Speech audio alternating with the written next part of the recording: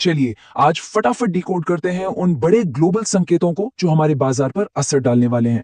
हम समझेंगे कि अमेरिकी फेडरल रिजर्व के फैसले, बड़ी टेक कंपनियों के नतीजों और जियोपॉलिटिकल टेंशंस का आज इंडियन मार्केट्स पर क्या असर पड़ सकता है। तो चलिए सीधे मुद्दे पर आते हैं। देखिए, जो शुरुआती संकेत मिल रहे हैं ना, वो थोड़े ठीक नहीं है। गिफ्ट निफ्टी को देखें तो करीब 87 पॉइंट्स नीचे हैं, जो साफ साफ इशारा कर रहा है कि बाजार पर एक शुरुआती दबाव देखने को मिल सकता है। पिछले 2 दिन तो शानदार थे, लेकिन आज थोड़ी सुस्ती के आसार नजर आ रहे हैं। अब सवाल ये उठता है कि भाई, ये दबाव आ कहां से रहा है। तो चलिए एक एक करके इन वजहों को समझते हैं और देखते हैं कि ग्लोबल मार्केट में ऐसा रात भर में क्या हो गया जिसने पूरे सेंटिमेंट को ही बदल दिया। तो जैसा कि हम सब सोच ही रहे थे, फेड ने ब्याज दरों में कोई बदलाव नहीं किया। अब सुनने में तो ये लगेगा कि अरे, इसमें क्या बड़ी बात है, ये तो एक नॉन इवेंट जैसा लगता है। लेकिन असली खेल जैसा हमेशा होता है, वो उनके बयान की बारीकियों में छिपा हुआ है। हमने जब फेड की कमेंट्री को बारीकी से देखा तो एक मिलीजुली सी तस्वीर सामने आई। एक तरफ तो वो कह रहे हैं कि हाँ, अमेरिकी इकोनॉमी मजबूत है, सब ठीक चल रहा है। पर दूसरी तरफ उन्होंने ये भी साफ कर दिया कि महंगाई अब भी एक टेंशन की बात है। इसका मतलब सीधा है, फेड अभी कोई जल्दी में नहीं है, वो डेटा देखकर ही अगला कदम उठाएंगे।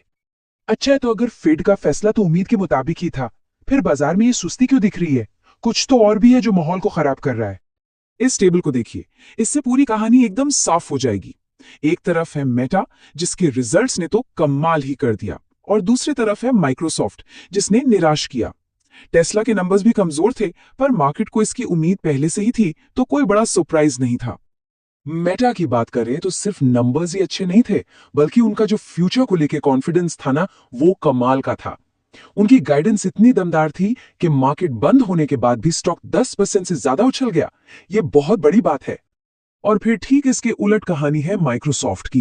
कंपनी का जो क्लाउड बिजनेस है अज्योर, उसकी ग्रोथ धीमी पड़ गई और मार्जिन को लेकर भी चिंताएं बढ़ गई। बस इसी डर ने निवेशकों को हिला दिया। नतीजा, स्टॉक 7% नीचे। और इसका असर सिर्फ माइक्रोसॉफ्ट पर नहीं, बल्कि पूरे टेक सेक्टर के सेंटिमेंट पर पड़ा है। हमने देखा कि अमेरिका और ईरान के बीच जुबानी जंग काफी तेज हो गई है। डोनाल्ड ट्रंप का ये बयान देखिए, ये दिखाता है कि माहौल कितना गरमाया हुआ है और टेंशन कभी भी बढ़ सकती है। और फिर ईरान का जवाब भी आया, जो उतना ही सधा हुआ और मजबूत था। इससे ये तो साफ है कि सिचुएशन बहुत नाजुक है, और जब भी इस तरह की अनिश्चितता होती है तो निवेशक क्या करते हैं, वो रिस्क लेने से बचते हैं। और इस बढ़ते टेंशन का असर हमें सीधे सीधे कमोडिटी मार्केट में दिख रहा है। कच्चा तेल, जिसे हम लगातार ट्रैक कर रहे हैं, देखिए $69 प्रति बैरल के पास पहुंच गया है।